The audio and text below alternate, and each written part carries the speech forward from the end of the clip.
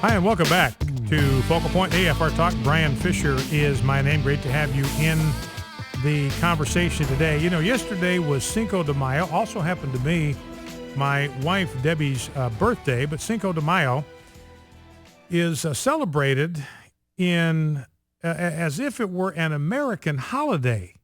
Remember, you had that incident several years ago where students with a Latino background were having a Cinco de Mayo celebration, apparently on Cinco de Mayo, on the 5th of May, on their campus. And there were some students who showed up with T-shirts that had the American flag on them, and the principal said, you can't wear those, you could start a riot. And he wasn't concerned about the students wearing the T-shirts starting something. His concern was for the students that had a problem with them wearing T-shirts with the American flag on Cinco de Mayo. They were the ones he was worried about. They were the ones that were liable to instigate some kind of violence, some kind of attack on the students who were just wearing T-shirts with the American flag on them.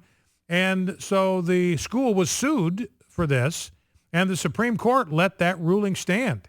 So the Supreme Court didn't overturn the ruling. I think it just chose not to hear it, but they allowed the lower court ruling to stand then, that made it basically a school crime to wear a T-shirt with the American flag on Cinco de Mayo.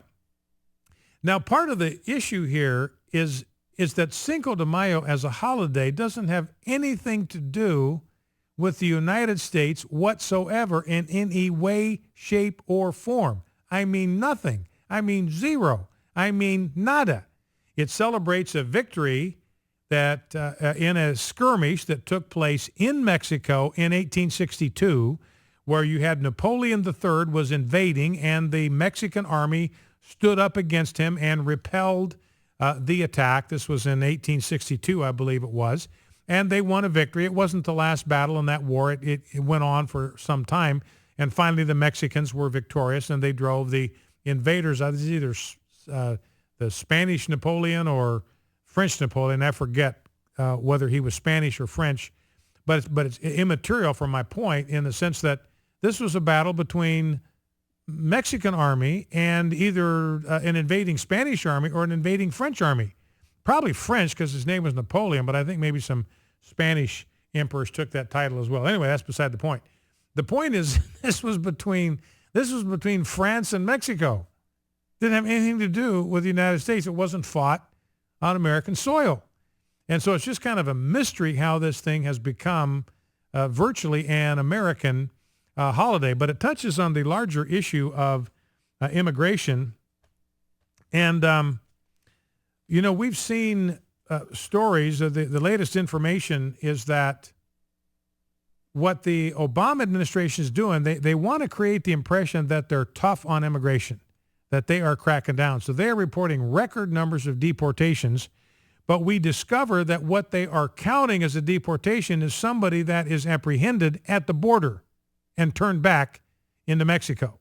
Those are counted by this administration as deportations. No administration has ever counted those as deportations in their statistics. Deportations typically refer to interior apprehension and deportation. An illegal alien is apprehended somewhere in the interior of the United States. They are discovered to be here illegally, breaking the law. They're criminal trespassers. They're not just illegal aliens. They are criminal aliens. They have broken a law, committed a crime by even being in this country, and then they are deported from the interior of the United States. That's what a deportation has always been understood to be. But President Obama wants to be able to make it look like he's tough on illegal immigration without actually being tough. In fact, the chances of being deported if you are apprehended internally, virtually zero, virtually none. I mean, it's down to less than 1%, the chance that you could be apprehended illegally in the interior of the United States and deported virtually simply does not exist. And I couldn't find the story this morning. I'll track it down for another show maybe later this week, but it had to do with the history of our dispute with Mexico over the land that is now the southeastern part of the United States, Texas and New Mexico and Arizona and most of California. Now, the La Raza group, which means the race. I mean, it's a racist group. They advocate on behalf of Latinos, but they're a racist group because their motto is for the race everything, for those outside the race nothing. I mean, that makes them racist. I mean, that's Latino supremacy. You know, if we had the KKK and they were about white supremacy, for the white race everything, for those outside the white race nothing, we would say, man, that's just blatant racism. So that's what La Raza is. They're just blatantly racist group, making all their decisions and their advocacy based purely on skin color. And they are trying to convince the American people that what they call Aslan, that's A-Z-T-A-T-Z-L-A-N, Aslan, that's their term for the southwestern United States. And they claim that that land was stolen from them. And so they are involved in a reconquista. They want to reclaim that land through immigration. I mean, that is their design, similar to what the Islamic world wants to do, just take a country over just the sheer force of numbers through immigration. That's what members of La Raza are about. That's what they want to produce. That's what they want to promote. A reconquista of the southwestern United States simply through overwhelming the native population by sheer numbers. And they claim that they are morally entitled to do that because it's their land. It was stolen from them. Well, there are two reasons why that's not true. From a standpoint of international law, there are three ways that land can change sovereign control, where the sovereign control of a piece of ground, a piece of planet Earth, can shift from one sovereign to another. One is through war. That's the way land has changed sovereign control down through history. That's a legitimate way in which sovereign control of a land can be changed. We defeated Japan in World War II. We occupied that country until 1952. We had the right to be there. We invaded Europe. We conquered Germany, and we stayed there for a time. We had the right to be there because that's how land transfer sovereign control is through war. That's a perfectly legitimate way to do it. Well, we went to war. The Mexican army started the war, the Mexican-American War of 1846. They started it. They crossed the boundary line. They initiated armed conflict, and so we went to war. It took 3 years, but the American army went all the way to Mexico City and won that war.